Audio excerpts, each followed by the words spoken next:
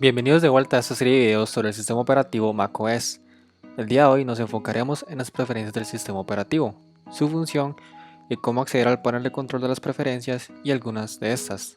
Este video constará de dos partes, pues la cantidad de información es sustancial. Pero antes debo hacer un pequeño aviso. Para este video se utilizaron capturas de la versión Big Sur del sistema operativo macOS, por lo que si tienes una versión más reciente o antigua del sistema, puede que notes algunas diferencias en la variedad de opciones disponibles o en la estética de la interfaz gráfica. Recuerda que puedes consultar la versión del sistema operativo de tu computadora en la opción acerca de esta Mac en el menú de la manzana. Además, para este video no se tuvo acceso a ordenadores Apple con Touch ID o Touch Bar, sin embargo las posibles diferencias serán mencionadas en el video. Una vez dicho esto, comencemos. En las preferencias del sistema encontraremos una gran cantidad de ajustes pertinentes al uso diario de la computadora. Por ejemplo, desde las preferencias podemos gestionar nuestras cuentas de correo o simplemente modificar el comportamiento del teclado o el mouse. Para acceder al panel de control de las preferencias, debemos ir al menú de la manzana y elegir Preferencias del sistema, o buscar el icono de las preferencias en el dock en el extremo derecho. Después de darle clic, nos aparecerá el panel de control, y a partir de aquí repasaremos cada ajuste aclarando de una forma general qué elementos modifican, aunque algunos ajustes se abordarán con mayor detalle. En primer lugar tenemos General. Desde este ajuste podemos modificar el aspecto de la interfaz de usuario, por ejemplo, elegir entre un aspecto claro u oscuro. Podemos también elegir el color del contraste y el realce. Estas opciones determinan el color de los botones, menús desplegables y otros controles. El realce realmente se refiere al color que aparece al resaltar un texto. Y por último, podemos modificar el tamaño de los iconos en la barra lateral. En la siguiente sección podemos modificar el comportamiento de las barras de desplazamiento. Estas aparecen cuando hay contenido que no cabe en el tamaño actual de la ventana. Desde aquí también podemos elegir el explorador web predeterminado. Por ejemplo, podemos elegir entre Safari, Google Chrome o Firefox, aunque los últimos dos deben ser previamente instalados. En la siguiente sección podemos decirle al sistema que preferimos pestañas en vez de nuevas ventanas al trabajar en pantalla completa. También podemos elegir que al salir de una aplicación se cierren todas sus ventanas. También podemos elegir la cantidad de elementos que se despliegan en la opción de elementos recientes. Y por último podemos activar o desactivar Handoff. Esta es una herramienta exclusiva de Apple que permite que el usuario continúe con sus tareas entre diferentes dispositivos. Por ejemplo, mensajear tanto desde el teléfono como desde la computadora. El siguiente ajuste es escritorio y protector de pantallas. Este ajuste lo abordamos un poquito en el video sobre el escritorio del Mac al cambiar su fondo de pantalla, pero no a configurar el protector de pantalla. Para activarlo debemos elegir mostrar protector de pantalla y determinar el tiempo necesario para que se active. Este entrará en funcionamiento cuando dejemos el ordenador sin uso, por ese tiempo específico. Y también podemos elegir el tipo de imágenes, el tipo de animación y si queremos que se muestre el reloj cuando el protector está activado. También encontramos una herramienta muy importante llamada esquinas activas. Esquinas activas es como una clase de atajos.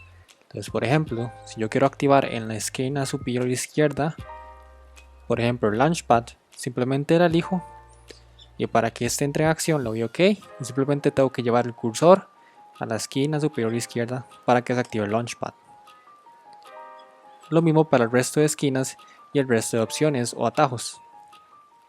Ahora el siguiente ajuste es el dock y la barra de menús. Desde aquí podemos personalizar el dock. Por ejemplo, su tamaño y la ampliación de los iconos y algunas animaciones. Intenta revisar cada uno y elige lo que más te gusta. Para aclarar algún vocabulario, el indicador es el punto en el dock que indica qué aplicaciones están activas. Y la acción de minimizar se refiere a lo que sucede cuando le damos clic al botón amarillo para minimizar una ventana o aplicación. De Big Sur en adelante aparecen más opciones como editar los elementos del centro de control o si queremos que aparezcan en la barra de menús. Agrega o oculta los que te aparezcan más conveniente. En el siguiente apartado tenemos los ajustes relacionados con Misión Control. En primer lugar, Misión Control es una acción que nos permite ver todas las ventanas que tengamos abiertas. Para utilizar esta acción simplemente debemos presionar la tecla F3 o expandir la tira de control de la touch bar y elegir el icono con 3 cuadritos. Y Misión Control hará lo siguiente: organizará las ventanas por aplicación y nos enseñará qué otras aplicaciones tenemos en pantalla completa. por ejemplo Firefox y iMovie, e incluso a partir de aquí podemos crear nuevos escritorios.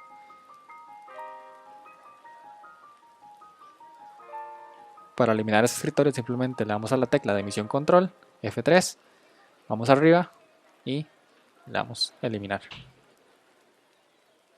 Volviendo a los ajustes, en la primera sección podemos personalizar la organización del Mission Control. Por ejemplo, podemos reordenar los spaces o escritorios creados en función de su uso más reciente o agrupar las ventanas por aplicación. En la segunda sección podemos asignar atajos para 1. Activar Mission Control con un atajo alternativo, 2. Ver las ventanas de la aplicación actual o 3. Mostrar el escritorio. A continuación tenemos Siri. Desde aquí podemos modificar la asistente de voz. Le podemos asignar un atajo en el teclado, escoger el idioma, la voz, femenina o masculina, y si queremos que nos responda con audio o que solo nos muestre el resultado. Además, podemos eliminar su historial y dictado y si queremos mostrar Siri en la barra de menús. En el botón que dice Sugerencias de Siri y la privacidad, podemos permitir que Siri aprenda cómo utilizamos ciertas aplicaciones y si queremos sugerencias de Siri con respecto a su uso. Es de importancia leer el aviso que aparece al presionar el botón acerca de Siri y la privacidad. En caso de que no estemos de acuerdo con las condiciones de uso, podemos desactivar Siri al quitar el check de la casilla que lee Activar pedirle a Siri. El siguiente apartado son las preferencias de Spotlight. Desde aquí podremos seleccionar las categorías que aparecen en los resultados de búsqueda, o mediante el apartado de privacidad podemos excluir carpetas o discos específicos de la búsqueda. Por ejemplo, yo en mi escritorio tengo esta carpeta que se llama japonés, en el que tengo documentos relacionados con el idioma. Si yo busco esa carpeta en el Spotlight, va a salir la carpeta y sus contenidos. Pero si no quiero que ellos aparezcan como resultado en las búsquedas de Spotlight, simplemente debo agregarla a la lista de privacidad. Entonces, por ejemplo, en primer lugar lo puedo arrastrar y soltar, o la puedo buscar independientemente por medio del más. Me voy a ir a escritorio y seleccionar esta carpeta. Entonces, cuando realice la misma búsqueda por medio del Spotlight, ya no aparece la carpeta ni sus contenidos. Lo que aparece son resultados relacionados con la palabra. En las preferencias de idioma y región podremos elegir el idioma del sistema operativo y la región desde donde estamos utilizando la computadora. En el cuadrito al lado izquierdo podremos agregar tantos idiomas como queramos por medio del símbolo más o eliminar algún idioma con el símbolo menos. Sin embargo, el sistema operativo utilizará únicamente el que esté de primero. Entonces, en este caso, si queremos cambiar el idioma a inglés, tenemos que seleccionar English y colocarlo en la primera posición, y luego reiniciar la computadora para que el cambio se aplique. También desde esta ventana podremos elegir entre el reloj de 12 o 24 horas, entre otros. En avanzado podremos escoger más opciones como el tipo de moneda, por ejemplo. Y por último, en el apartado de apps o aplicaciones, podemos personalizar el idioma de ciertas aplicaciones por si queremos utilizar aplicaciones con diferentes idiomas. Seguimos con notificaciones. Desde aquí podremos activar o desactivar las notificaciones de nuestras aplicaciones y configurar no molestar. En primer lugar, no molestar silencia todas las notificaciones o alertas entrantes bajo ciertos parámetros. Por ejemplo, podemos configurar un horario de activación o podemos activarlo cuando la pantalla de la computadora esté bloqueada, en reposo o al duplicar la pantalla en televisores o proyectores. Y por último, podemos decidir si queremos permitir llamadas de cualquiera o llamadas repetidas cuando no molestar esté activo. Por otro lado, para configurar las notificaciones debemos seleccionar una app y desde allí podremos elegir entre activar o desactivar las notificaciones de esa aplicación, el tipo de alerta, las opciones de previsualización, entre otras. Elige la configuración que sea más útil para ti según tus necesidades de esa aplicación.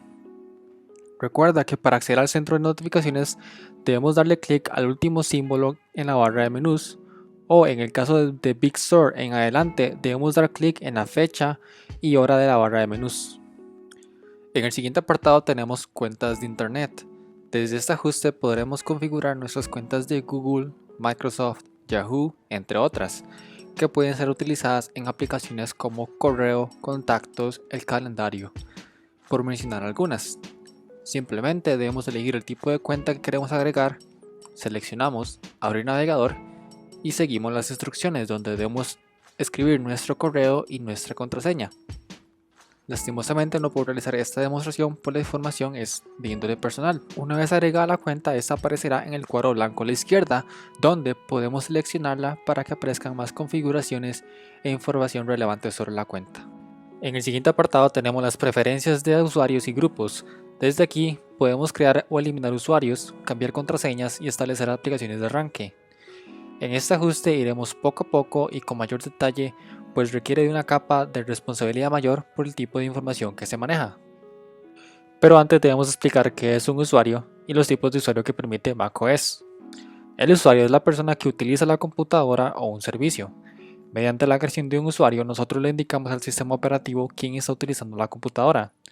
Es como una especie de identificación, donde necesitamos tres tipos de información: un nombre, tipo de cuenta o usuario y una contraseña. macOS permite 5 tipos de usuario. En primer lugar tenemos el administrador. Este usuario tiene control total sobre la computadora y como tal entre sus privilegios se encuentran añadir y gestionar otros usuarios, instalar apps y cambiar ajustes. Debido a estos privilegios, los usuarios de administrador deben tener una clave o contraseña segura y el inicio de sesión no debe ser automático para evitar que terceras personas accedan a la computadora. Y muy importante, para proteger la Mac no se debe compartir con nadie los nombres y las contraseñas de administrador. En segundo lugar tenemos el usuario estándar. Estos pueden instalar apps y cambiar los ajustes de su sesión. No pueden gestionar otros usuarios ni cambiar los ajustes de otras sesiones de usuario. Pueden haber varios usuarios estándar, pero estos deben ser creados por usuarios administrador. En tercer lugar tenemos el usuario invitado, diseñado para que amigos o personas conocidas accedan a tu computadora de manera temporal. En el caso de este usuario, toda actividad y contenido se borrará al terminar la sesión. Y aunque la cuenta no requiera de contraseña, el usuario invitado no tiene acceso a los archivos de otros usuarios. En cuarto lugar tenemos el usuario solo para compartir. Con este tipo de usuario podemos compartir archivos y carpetas con otros usuarios de nuestra misma red. Estos usuarios pueden acceder a los archivos compartidos de manera remota, pero no pueden iniciar sesión o cambiar configuraciones en la computadora. Y por último tenemos una acción alternativa, que es la de poder crear un grupo que permita que varios usuarios tengan los mismos privilegios de acceso.